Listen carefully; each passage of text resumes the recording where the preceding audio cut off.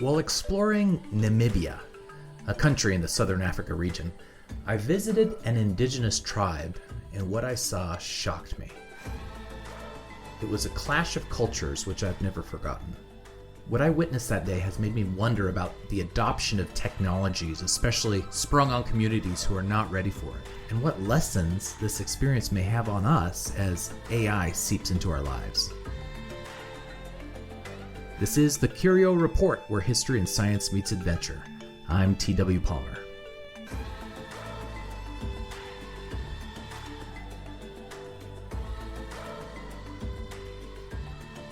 Namibia is a wondrous southern African country with exotic sites for tourists to visit, like the Skeleton Coast, Apupa Falls, and the wild animals traditionally thought of when on African safari. The country's population is also intriguing. It's a mix of both indigenous black peoples with names like Ovambo and Kavango. There are also white Namibians from German and Afrikaner descent. My parents were teaching at the local university, and I traveled over to see them and a bit of the country. While there, my dad hired a burly white Afrikaner, a real Alan Quatermain type with old German heritage. He helped us see the wide open space outside of the main city. In his Land Cruiser, we went from waterhole to waterhole, seeing wild animals in their native element. The tour guide also introduced us to native black peoples.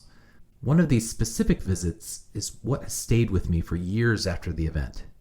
It occurred at a Himba village. The Himba is a native group which lives in the northern region of Namibia.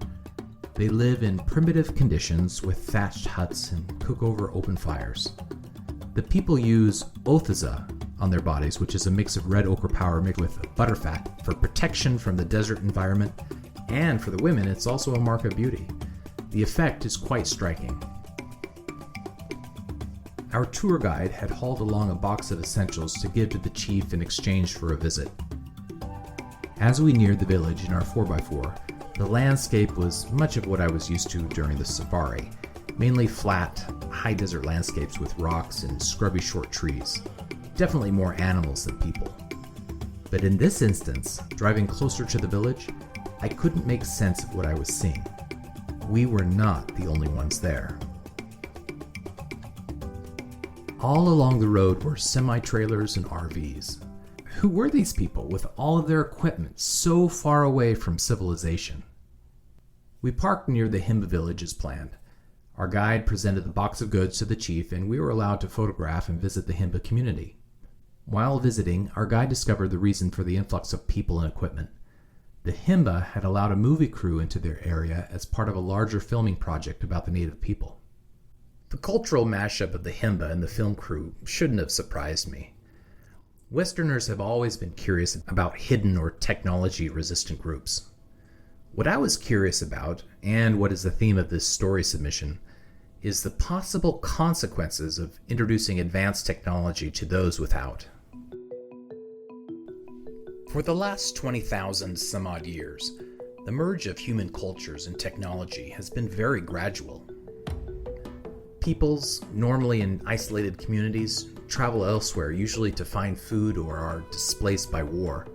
They meet up together with obvious differences in their way of life. A group sees a new vegetable, a weapon, or another tool, and some form of exchange takes place. The groups are not the same after that encounter.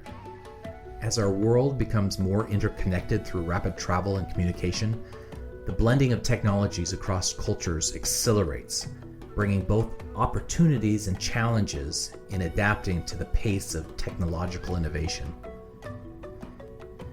To expand this idea further, the same idea occurs in modern cultures, which already have a glut of technology at their disposal. As a new technology is introduced, people buy and introduce it into their lives. The adoption of technology will have consequences, both good and bad. Technology can be exciting, and as humans, generally we accept exciting things quickly. Newness is novel, and our brains get a kick of pleasure.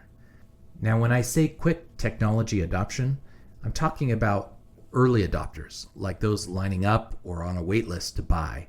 And I'm talking about, say, the majority of Americans who have adopted a mobile phone over the last 30 years. Both of these examples are considered lightning-fast acceptance, historically speaking. Positive consequences of technology are satisfying to see. Technology can give us access to clean drinking water. It allows us to communicate with friends and family from far away. But identifying negative consequences can be harder. The problems they cause can be subtle and arbitrary, like the consequences of violent video games on children.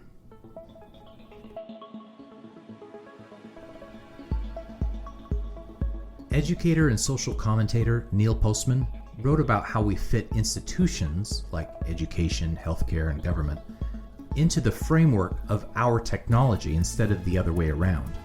And with this framework, he mentions skills which may have been diminished, like public discourse and critical thinking. He wrote his book in the early 1990s when television was the dominant medium and the internet was only code shared between developers. Despite the differences in technology referenced in the book, his ideas are still applicable to this year. I often think what Postman would say about what we might have gained and lost with the internet and social media. I would imagine he would also have something to say about artificial intelligence. What problems does it solve? What problems does it create? How might it shape our culture and institutions? He might say to make sure the information we create has meaning and we develop more wisdom than knowledge. Let's explore Postman's ideas with a fictional Himba village, a hypothetical scenario. What if a tribe was suddenly given a single shovel? The Himba know what a shovel is. They have used forms of digging with hard, wide sticks, but this shovel is different. It's made of steel and fiberglass. It's a totally different type of tool. In this fictional village, the chief brings all the villagers together to discuss the technology. We know these people have critical thinking skills, and we also know they have meaningful public discourse. During the gathering, they discuss what problems the shovel will solve, what problems it will create, and how it will shape the tribe's culture and values. For problems that shovel solves, the villagers have plenty of exciting ideas. The ground is hard, and the steel shovel will quickly dig up important edible roots, thus increasing the food storage. The shovel could also make a deeper well to allow for fresh water year-round. As for the potential problems the shovel might create, after some thoughtful consideration, a few suggestions are offered. With only one tool, a sharing system would need to be created for equal access, as jealousy could cause rifts in the community. If only one shovel is available, it's inevitable it will get old and break. The villagers would need to continue using older sticks, so when the shovel breaks, they can continue providing food, and the community togetherness can continue, which includes passing down oral histories. What about neighboring tribes who want the shovel for themselves? Would stronger, broader defenses need to be created in case of thievery or violence? Can you see there are very real social and cultural consequences to this new technology? Imagine if in our homes, in our communities, we had discussions about artificial intelligence. There would be numerous benefits. It's very exciting technology. For example, just today I read in the New York Times the number of recorded icons carved on the desert floor in Peru was just doubled because of artificial intelligence. I also read that ice core scientists can now make more accurate readings, which will help predict the effects of our shrinking ice shelves. But what about problems it will create? We have 30 years of consequences of the internet and social media to draw from. We also have 50 years of consequences of television and movies before that. I would surmise mental health issues would be on that discussion. We also might talk about equitable access. What about issues of privacy or deep fakes? Or our reliance on AI to create instead of allowing deep thinking? The exercise of our fictitious Himba village with a shovel and the discussions around artificial intelligence as a new technology are not so different. There are consequences, both good and bad. The issues can be overcome, or the community or the institutions may reject the technology for the greater good. For examples of communities actually doing this, look to the modern Amish, the Luddites during the Industrial Revolution, the Bhutanese in India who resisted television until 1999, and even Japanese with their tea traditions and the tools they use. Since visiting the real Himba village in Namibia, I've often wondered what lasting effects the proximity of the movie crew had on their culture. I hope it was minimal. The people seemed happy working the land, being with their own, talking, laughing, and just being together. Those are values worth protecting, no matter the era or the technology. As for us, we are staring at the precipice of a new technological frontier with AI. Let's not only ask the hard questions, but also have our eyes wide open to potential problems. Because in the end, the tools we adopt are only as good as the wisdom we bring to their use. This is T.W. Palmer with a Curio Report submission. As mentioned, I drew heavily on Neil Postman's book, Technopoly, The Surrender of Culture to Technology.